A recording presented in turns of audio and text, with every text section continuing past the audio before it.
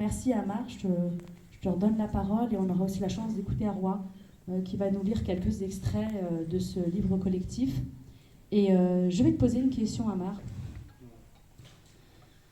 Comment s'est fait ce choix de titre, Lutte et combat? Et est-ce que c'était possible de le nommer autrement? Ou alors c'était une évidence pour toi que ça s'appelait Lutte et combat? Est-ce que ta vie jusqu'à aujourd'hui, c'est une lutte et un combat? Tout d'abord, je pense qu'il y a... C'est lié à mon vécu personnel, premièrement.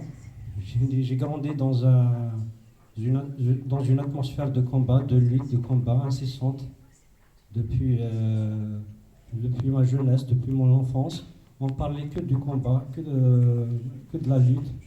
On avait en face de nous un régime autoritaire, oppresseur, mais aussi on avait en face de nous l'islamisme et le terrorisme galopant en Algérie. Et on avait en face de nous aussi une morale sociale. On avait en face de nous en fait tous les monstres en fait. On était dans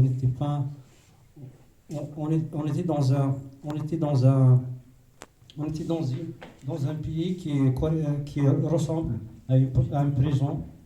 On était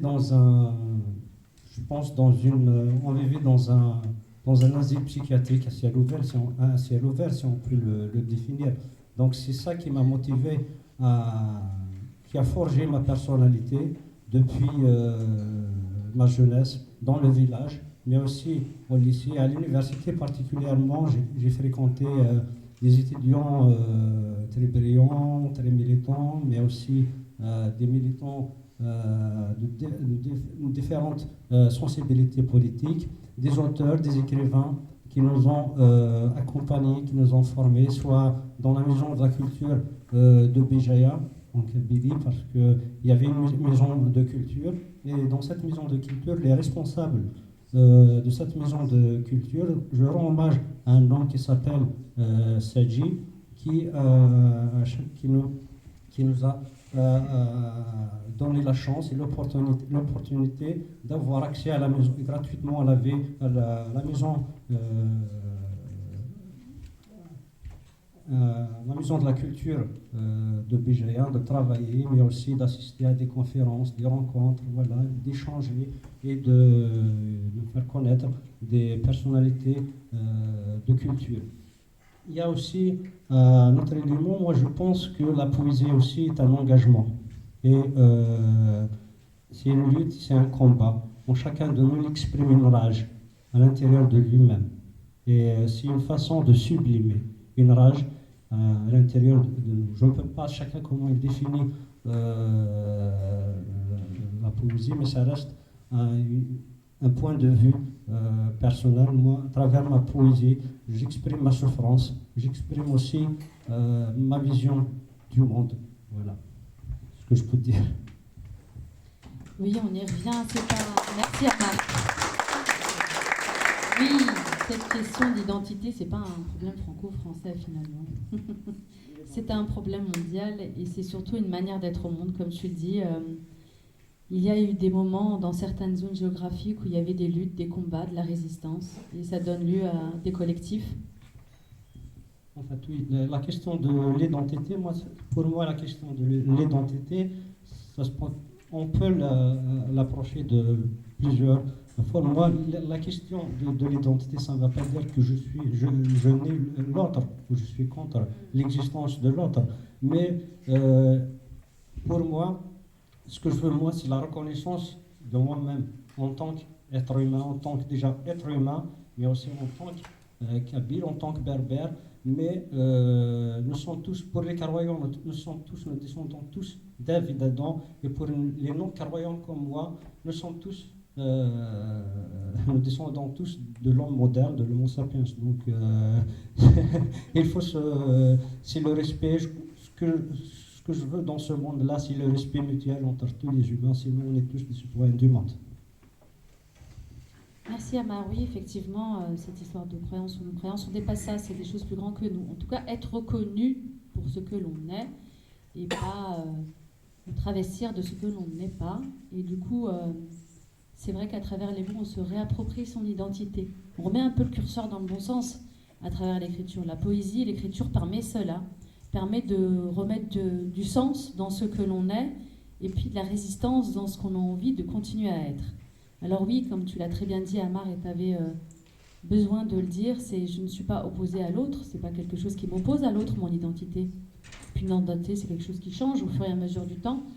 Mais ce qui est important, c'est comment je pense que je me définis et je dois être respectée. Cette notion aussi d'identité, c'est le respect qu'il y a derrière dans ce qu'on est.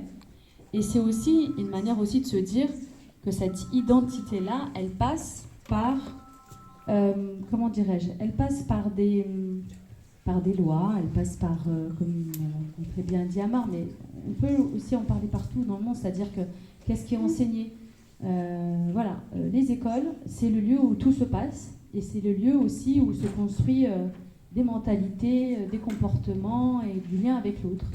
Et lorsqu'on éduque à travers la peur, on voit les résultats aujourd'hui de ce que ça donne. Ça donne des gens qui se clivent et des gens qui se tournent le dos. Et l'écriture permet d'être face à face et de commencer à se regarder. Et c'est pour ça que c'est un combat noble, le combat de la liberté, que ce soit le combat d'Amar ou le combat de quelqu'un d'autre, c'est quelque chose de très noble. J'invite vraiment, s'il y a des gens dans la salle qui veulent interagir sur ce qu'on est en train d'échanger, vous êtes vraiment libre de vous faire, un petit signe pour pouvoir apporter votre approche à vous. Là, on présente un livre collectif, mais ça va au-delà du livre collectif, hein, bien évidemment. Ce que j'ai dit, c'est une approche, c'est une manière de voir les choses. Et c'est surtout aussi une manière de créer du lien, c'est aussi une manière de continuer à échanger sur nos identités, et au final, c'est un point commun. Je vais passer la parole à Arwa, qui va commencer à nous dire la manière dont elle a intégré ce beau projet. On a la chance de l'avoir dans ce recueil, dans ce livre collectif, pardon, et de nous lire un extrait. Comme ça ouvre un petit peu le champ des visions et ça permet aussi de poser les choses. Merci Arwa. Merci Rachid, merci Amar. Donc moi, j'ai eu la joie de participer à cet ouvrage collectif. Donc j'ai été invitée par Amar vers septembre dernier. J'avais pas du tout en tête ni en ma possession de textes poétiques sur le thème de la poésie engagée. Donc c'était nouveau pour moi. Mais ça m'a intéressée, je m'y suis identifiée, je m'y étais reconnue, parce que pour moi, voilà, comme disait tout à l'heure Amar, la poésie, ça permet de dénoncer l'odieux, l'injustice. Donc le poète est là pour condamner envers tous les maux dont sa société souffre. J'ai écrit dans ce sens-là 3 poèmes dont je vous lirai 2. Le premier s'intitule Le Prince des Nuées. On a un clin d'œil encore une fois à Charles Baudelaire dans le même poème dont je parlais tout à l'heure, l'Albatros. Le Prince des Nuées. La poésie touche l'humain car elle émane du divin. La poésie est un moyen de lutte contre l'ennui, contre l'enlisement, contre l'abrutissement, contre le temps, contre l'oubli. Poétiser, c'est résister. C'est rejeter la médiocrité et les vices de la société en le criant en toute beauté. C'est hurler « je refuse », souvent en rime, sans trembler. Chargé de tant de sensibilité, et quand bien même hué, le prince des nuées ne saurait abdiquer. Si Dieu existe, il est poète. Donc ça, c'était le premier poème. Le deuxième que je voudrais vous lire, c'est le poète phare. Il renvoie un peu à mes origines tunisiennes, puisque je cite certaines personnalités qui ont marqué l'histoire de la Tunisie et du Maghreb. Ainsi, dans les entrailles du temps, le poète se plonge. Témoin des injustices, il abhorre les mensonges. Ses doigts enflammés, fébriles et sincères, tapent sur le clavier les sanglots de la terre. La poésie engagée est son arme choisie pour dénoncer l'iniquité, la tyrannie. Darwish, Ouled Ahmed, Matoub, Al-Shabi, dans chacun de leurs vers, une colère gronde contre les chaînes qui emprisonnent ce monde. Tunisienne, fière héritière de Gisèle Halimi, de Bourguiba, de Tahar Haddad, de Taous Amrouche, de Koussaïla et de Diya, fille d'Arwa de Kerouan qui a dit non à une infâme polygamie, je ne peux qu'être une fervente rebelle et m'insurger contre les prétendus envoyés du ciel. Je ne cache, ne mâche, ni ne maquille mes paroles. Un poète n'est pas seulement le chantre des mots, mais le miroir des affres, des abus et des maux. Dans ses poèmes résonnent les voix oubliées, des opprimés, des exclus, des persécutés. Sa poésie est un cri, un appel à la liberté, un hymne à la justice, à la fraternité. Poète engagé, témoin de son temps, il écrit l'histoire, les combats, les tourments. Ainsi va le poète, tel un phare porteur de lumière, guidant nos pas dans les ténèbres, dans la guerre. Sa plume est un fleuret, son verbe une épée. Pour que le monde enfin trouve en lui sa paix. Vive la poésie, vive la liberté. Beaucoup, Arwa.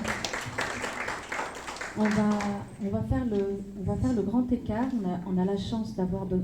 Donnel Saint-Just, qui est le directeur des éditions Milo. Et le grand écart, il va se faire avec une citation de René Despestre, parce que les éditions Milo ont organisé le prix René Despestre en 2023, un prix littéraire qui a été un réel succès. Et donc René Despestre, dans La rage de vivre, a dit « Je sens gronder en moi la colère des foules, je sens vibrer en moi leur rage de vivre. » Alors merci Donnel Saint-Just d'être avec nous. On a un peu commencé à parler de ce livre collectif qu'on a eu la chance et l'honneur de voir publié dans ta maison d'édition.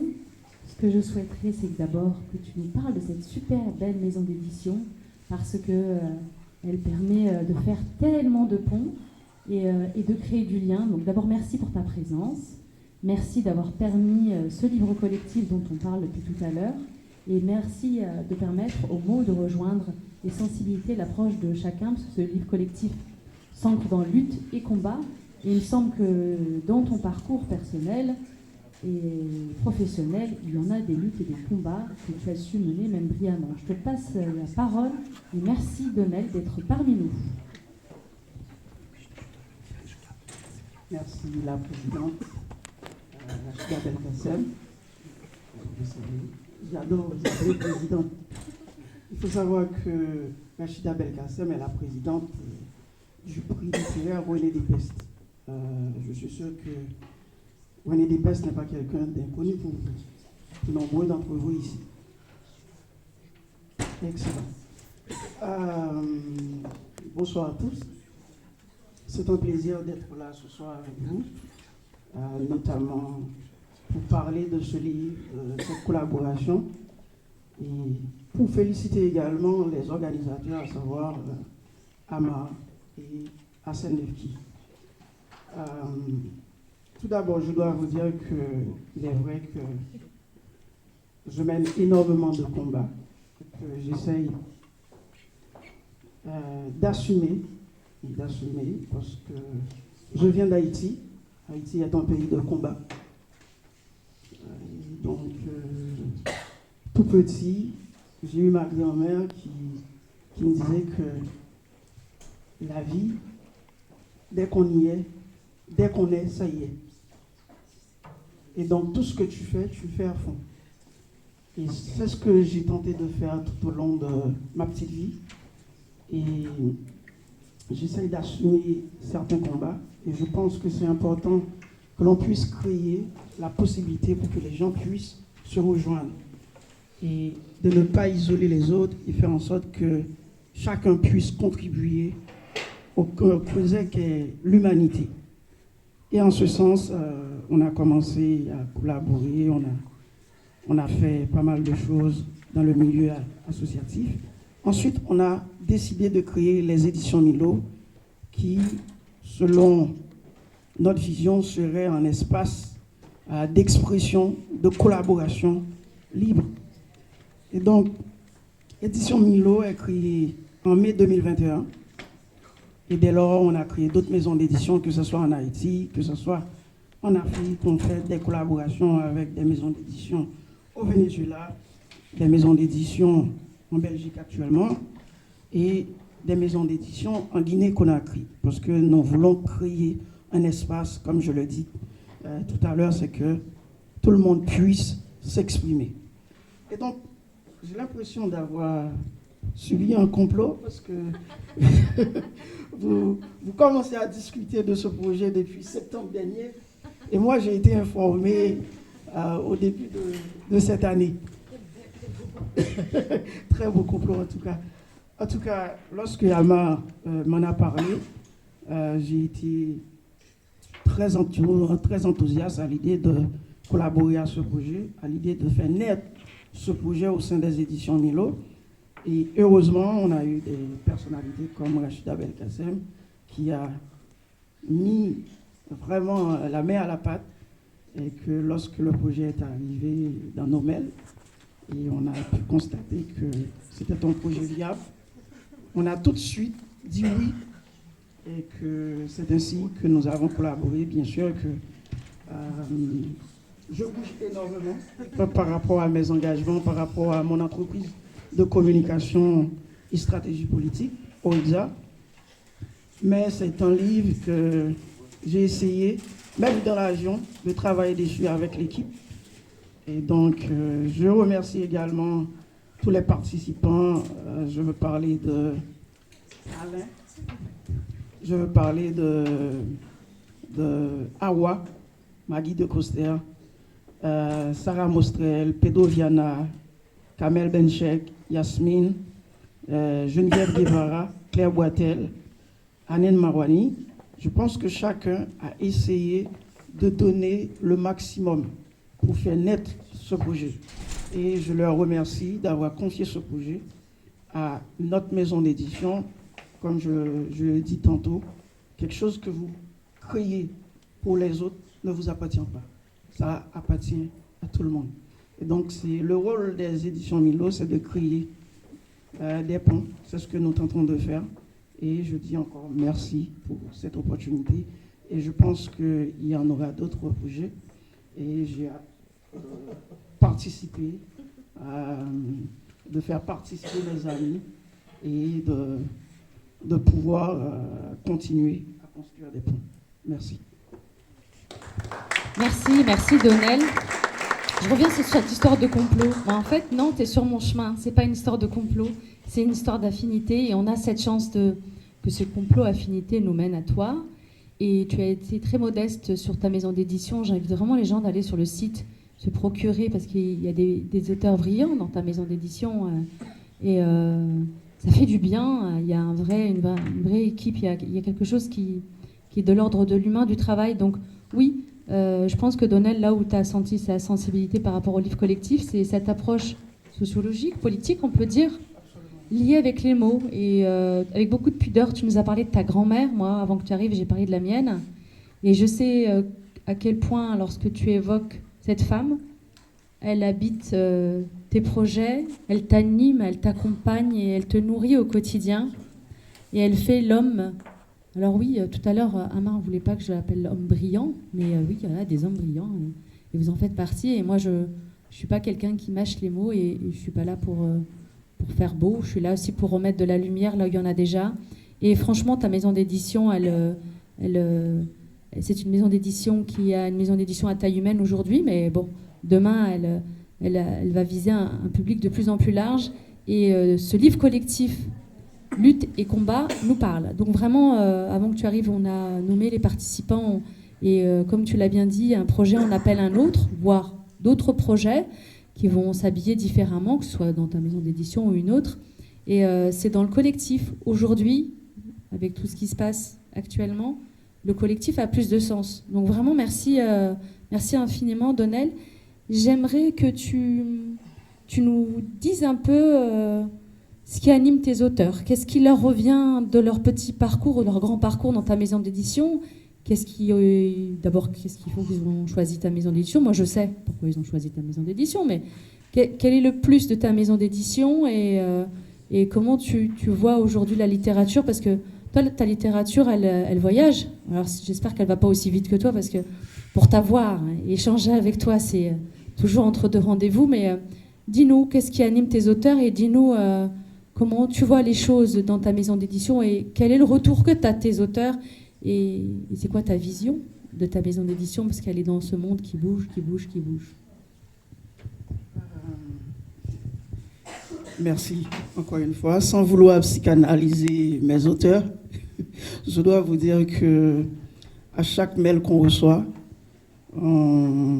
j'ai l'impression qu'il y a une forme de communication de bouche à oreille entre les auteurs et on retrouve souvent que on aime ce que cette maison d'édition dégage. On aime l'engagement de cette maison d'édition. Et que, je me dis que peut-être que je n'ai pas fait fausse route avec toute l'équipe.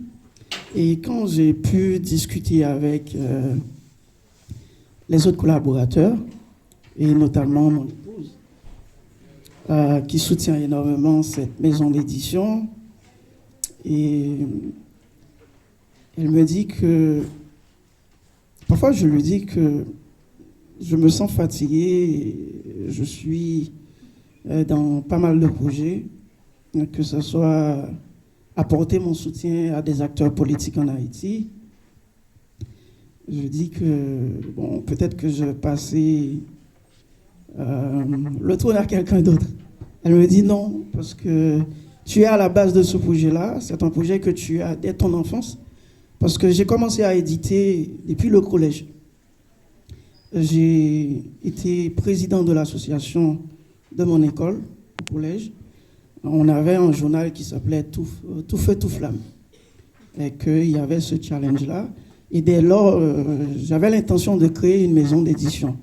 Et comme mon épouse, elle connaît bien cette histoire, elle me dit qu'il n'y a pas raison que tu laisses tomber ce projet, parce que tu as l'âme de ce projet en toi. C'est comme on dit en Haïti, c'est vous-même qui gagne zombie projet. C'est toi qui maîtrises vraiment où tu veux aller avec ce projet. Nous te soutenons dans ce projet, mais le projet, c'est toi. Mais je dis non, sans vous, ce projet ne pourrait pas exister. Parce qu'aujourd'hui, nous sommes environ à 180 auteurs en 3 ans. En 3 ans, que ce soit la filiale en Haïti, que ce soit les autres collaborations avec d'autres maisons d'édition, 180 auteurs, c'est énorme. Donc, c'est juste pour vous dire que j'ai l'impression que les auteurs ressentent l'énergie que nous, en tant que gens de la cuisine de cette maison d'édition, dégagent. Et ces auteurs aussi essayent de nous rendre la même chose. Et donc, je pense que si on arrive à tenir, c'est par rapport à tout ça. Et ces auteurs aussi, c'est les éléments, vraiment, c'est des acteurs clés de cette maison d'édition. Parce que sans eux, nous ne serions pas à cette dimension-là. Et donc, je leur remercie. Peut-être qu'ils vont pouvoir voir cette vidéo. Je leur remercie. Et je pense qu'il n'y a pas raison de ne pas continuer. Et je suis autant plus fier que ça donne la possibilité à tout le monde. Ce n'est pas quelque chose de fermé. C'est pas quelque chose de fermé. Ce matin encore, j'ai reçu un texte d'une grande personnalité de Belgique qui a été conseillé par une personne, par une avocate que je ne connais pas. Et donc ça fait plaisir et nous allons continuer. Et j'espère que avec d'autres maisons d'édition qui sont ici présentes, nous allons pouvoir échanger et essayer de voir ce qu'on peut faire ensemble pour faire vivre la culture, pour faire vivre la littérature, d'autant plus que nous vivons dans un monde actuellement chargé de difficultés. Donc, si nous essayons de créer des choses en commun, ça nous permettrait de mieux nous comprendre et d'essayer de pacifier notre monde, parce que nous avons besoin d'un monde en paix. À quelques pas de nous, il y a quelques kilomètres, il y a la guerre. Et donc, je ne pense pas que notre monde doit continuer ainsi. Et donc, nous devons faire en sorte que le monde soit plus paisible, plus pacifique possible. Et je pense que la littérature pourrait contribuer à cela. Et je le crois fortement. Merci beaucoup, Donnel, de remettre... Merci. C'est des mots puissants que Donnel vient de nous partager. Parler de paix aujourd'hui, ça a presque un non-sens, mais c'est bien d'y remettre un peu d'énergie, d'y croire et de continuer à résister. Merci pour tes mots et merci aussi d'avoir remis, on parlait d'hommes et de femmes qui font, et Ruth, qui est ton épouse, fait énormément de choses et je lui rends hommage aujourd'hui, parce que c'est pas une personne de l'ombre, c'est une personne de la lumière et elle le sait, je lui ai déjà dit. Donc merci beaucoup, Donnel. Merci à elle et merci à toi et merci à ce que tu fais. Et je crois qu'il y a encore plein de belles choses qui seront... en tout cas, regardez le site des éditions Milo. Je vous invite vraiment à aller à la rencontre de ces auteurs. Il y a plein d'événements à Paris, il y a des événements partout. C'est une maison d'édition qui communique assez bien et n'hésitez pas à leur envoyer des messages si vous avez des interrogations, à vous procurer leurs livres. C'est des parcours et il y a vraiment de tout. Il y a de la poésie, il y a de l'autobiographie, il y a plein de choses. Là, je vais lire un texte du livre collectif Lutte et Combat de Lounis Ekmeglet, qui est un chanteur et aussi un poète kabyle. Alors, un pays devenu prison de fer, nous enfermons derrière ses portes. Quand nous appelons, on nous répond. Taisez-vous, que nous serons là. Il était une fois, quand le couteau est sur une gorge, la vérité sortira-t-elle de la bouche? Il était une fois.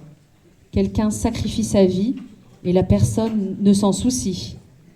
Ils sont complices. Ceux en qui nous croyons hier veillent recommandation, refuser de vivre sous la botte. Le dernier se vengera. Tout ce qu'il nous dit mène le chemin qu'ils nous ont indiqué. Nul ne sait où il mène. Ils ont clos leur réunion. Se sont entendus sur nos têtes. Eux savent, nous restons dans l'ignorance. C'est un poème de Lounis Ekmeglet qui est un poème en kabyle, qui a été traduit, c'est magnifique. Je vais juste continuer sur Matou Lounès, puisque Amar vous a parlé de son projet. Son projet, c'est le livre de BD. Alors, la BD, elle va avoir une vraie pédagogie à travers cette BD. On revient sur le parcours de cet homme, Lounès, et on revient sur son parcours, sur ses événements. Et c'est un projet qui va prendre forme, donc je vous invite à suivre Amar et ses sorties culturelles, ses événements qui sont autour de la thématique lutte et combat et liberté. Et je vais vous lire son texte. Lounès Matou. Pour ceux qui ne le connaissent pas, je vous invite à découvrir la personne. C'est une légende en Kabylie, mais c'est une légende dans le monde. Le printemps a nourri la rage, le peuple bouillonne de part en part. Notre terre n'a engendré nul bienfait. Les eaux accrues se sont déversées sur elle. Le monde entier est notre créancier. L'infection ronge la moelle de nos os. Se dressèrent ceux que le malheur a brisés, que l'issue fut bonne ou mauvaise, n'importe. Combien de jeunes gens ont succombé, qui s'insurgent et roulés dans la fange? Moi-même, je suis emportée dans le tourbillon de la tragédie d'octobre. Une brèche s'ouvrira-t-elle à notre quête? L'Algérien aura-t-il sa part de repos et reconnaîtra-t-il son identité? L'injustice s'est creusée d'une fissure, d'où s'épanche la clarté, que ceux qui ont péri reposent en paix. Ils nous lèguent la mémoire de leurs martyrs. Nous serons des compars de ce coquin, de celui-ci et de cet autre, puisqu'ils sont savants et que nous sommes un troupeau. À quoi bon accabler un sort ingrat? Merci infiniment d'avoir été parmi nous pour parler de cette maison d'édition Milo et d'avoir pu échanger sur ce livre collectif. S'il y a des gens, s'il y a des interrogations, des réflexions, vraiment vous êtes la bienvenue. On n'a pas beaucoup l'opportunité de pouvoir échanger là-dessus, on n'a pas beaucoup l'opportunité de te voir, Donnel, donc c'est vraiment une chance.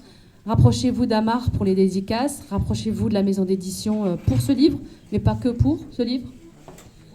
Pour d'autres livres avec vous, peut-être aussi, ça c'est important. Et on reparle du collectif, je te laisse, Amar, venir dire le mot de la fin, parce que même si je suis membre d'Appui Livre et qu'on a accompagné tout ça, et toi aussi, Donnel, je te passe la parole et après Amar, clôture. Merci de nous avoir écoutés. Je passe la parole à Donnel et après à Amar pour clôturer. Et après, nous aurons les éditions des signes qui va venir présenter ces auteurs qu'on aura plaisir à écouter. Excellent. Merci. Ce que je voudrais dire, c'est par rapport